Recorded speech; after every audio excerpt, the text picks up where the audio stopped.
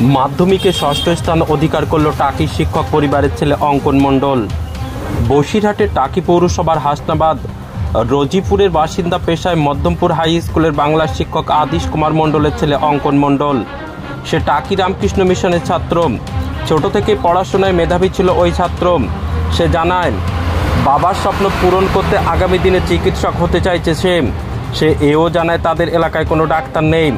দীর্ঘদিন ধরে সে চোখের সামনে দেখে আসছে, বিনা চিকিৎসায় অনেক মানুষ শারীরিকভাবে ক্ষতিগ্রস্ত হয়েছেন, এমনকি মারাও গিয়েছেন। তাই আগামী দিনে আরও ভালো পড়াশুনো করে ডাক্তার হয়ে দেশ ও দশের কাজে নিয়োজিত হতে চায় সে আরও জানায় এই সাফল্যের পিছনে তার বাবার ভূমিকা অনস্বীকার্য।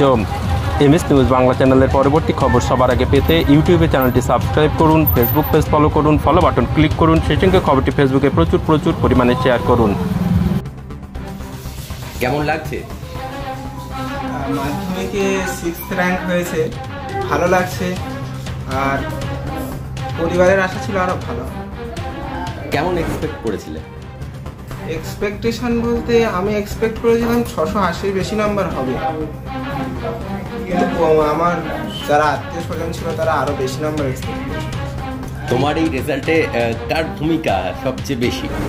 আমার রেজাল্টে ভূমিকা সবচেয়ে বেশি বলতে আমার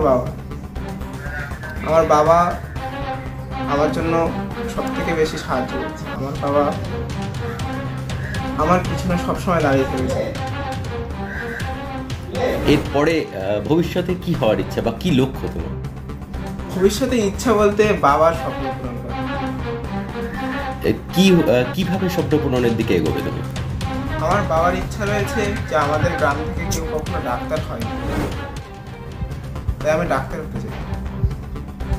তোমার নাম? ভূমিকা কেমন?